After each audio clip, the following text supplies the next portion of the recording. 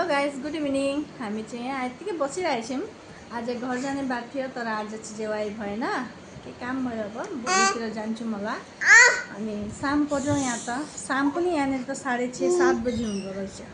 यहाँ नाहानको उत्पात। Hello guys, मेरो छोरीले चाहिँ किन्डर जय खाँदैछिन्। भेनाले चाहिँ भुट्टा ल्याइदिनु भएछ मार्केटबाट, मकै मलाई मनपर्छ भनेर ल्याइदिनु भएछ। डिनरमा बन्दैछ दाल पुरी, अरू खिर, अनि म चाहिँ बनाउँदैछु चिकन। यहाँ हेर्नु न दाल पुरी। मलाई त मिठो लाग्दैन तर यति, तर यहाँनिर दादीहरूले खाने अरे त्यसको लागि। बा ये क्या दाल खाए चाची? दाल पुरी। आटामा दाल हालेँ, मुङ दालको। कस्तो मजाले बनाउँदैछ हेर्नु, कति मजाले बनाउँदैछन्। मलाई त दिदीले कति ठुलो भाँडामा खिर बनाउँदैछ।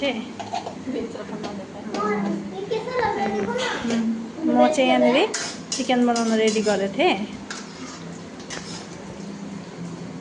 मेरो छोरी चाहिँ इन्डिपेन्डेन्स डे आउनुभन्दा अगाडि नै बेच लगाएर बसेको छिन्।